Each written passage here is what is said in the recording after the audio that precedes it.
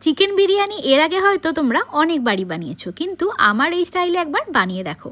চিকেনটাকে প্রথমে ধুয়ে এতে নুন, হলুদ, সর্ষের তেল, ধনে গুঁড়ো, জিরে গুঁড়ো, আদা রসুন বাটা এবং তার সাথে টক দই এবং আমার বানানো স্পেশাল চিকেন বিরিয়ানি মশলা এতে দিয়ে দিলাম। এখন এটা ভালো করে ম্যারিনেট করে ফ্রিজের মধ্যে রেখে দিতে হবে 2-3 ঘন্টা।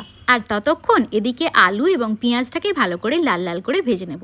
একটা বড় হাঁড়ি আমি নিয়ে নিয়েছি, এর মধ্যে আগে ঘি দিয়ে চারিদিকটা মিশিয়ে নেব। প্রথমে এতে দিয়ে দেবো তেজপাতা, যাতে নিচেটা পুড়ে না যায়।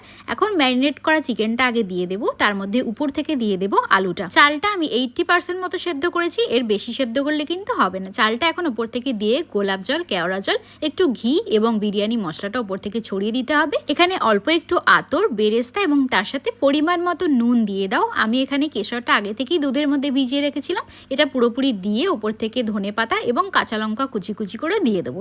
এটা সম্পূর্ণ অপশনাল। এবার আর কিছুই না, আটাটা দিয়ে মুখটাকে ভালো করে বন্ধ করে দাও।